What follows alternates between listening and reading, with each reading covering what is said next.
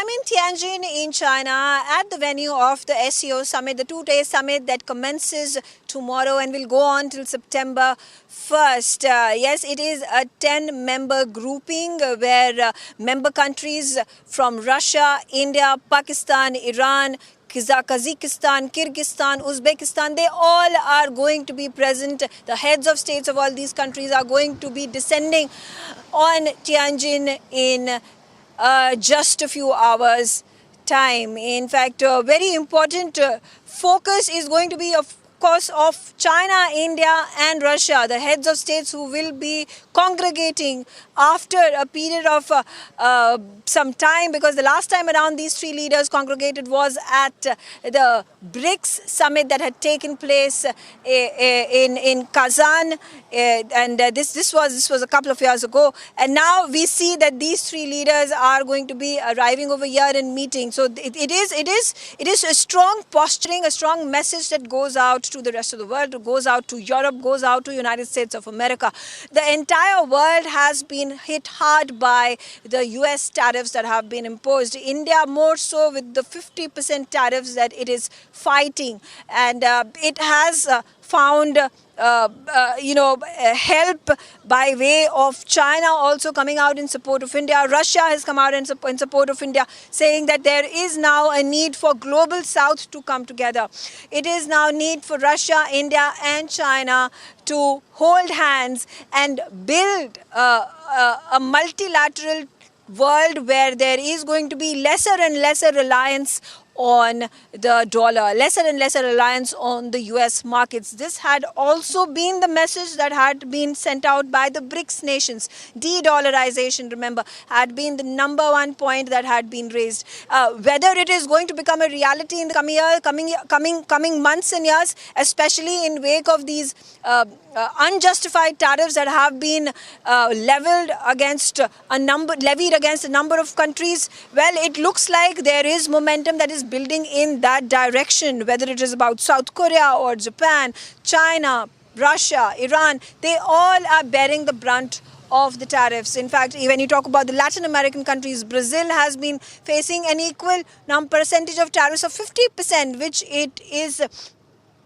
finding it difficult to figure out of this situation. Now, amidst all these global developments that are happening, it becomes all the more natural for these countries, for the countries of global South, which include the countries of the SCO, to be part of this momentum, this movement that will allow for alternative markets, alternative supply chains to be built. Let's take a look at point number 2, the very reason why the SCO congregates every year. The pillars on which the SCO summit is founded on are the aspects of fighting terrorism, separatism and extremism. Well, there was a few months ago a terror attack that took place in Pahalgam in Kashmir in India, and India has been vehemently propagating the cause of fighting global terrorism, fighting cross-border terrorism, and that is going to be the number one focus point of the joint declaration that is going to be signed by the heads of the states later after the end of this two-day summit. And India will most decidedly continue to keep the push to ensure that the perpetrators of terrorism are brought to justice, and they are given the punishment that is suited for the crime that they commit.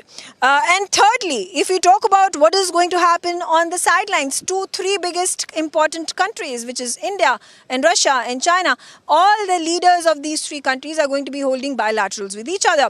China is going to be holding a bilateral with India, Russia is going to be holding a bilateral with China, and India and China are going to be holding a bilateral with each other as well. Will there be an RIC, which is Russia, India, China, trilateral, well, not on a formal level, but even if these three leaders come together, sit down around a table, or have an informal laugh, an informal set aside chat with each other, that is going to also be something that is going to be interesting to watch out for, because India, since the Galwan standoff, has been reticent to have the Russia-India-China trilateral, but things already are changing. The tide is already turning. India is open to trade with China. India is open to expanding its markets with China, get in Chinese investment, and of course a desire to also bring in more technology, transfer of technology to take place from China. So a trilateral, maybe foundations of a likely possible trilateral taking place between the heads of states of all these three countries could be sown over here as the three leaders meet. So it is going to be an opportune time. I'll keep you posted on all the latest updates that come in from here in Tianjin at the SCO Summit. Stay tuned with me on NewsX World.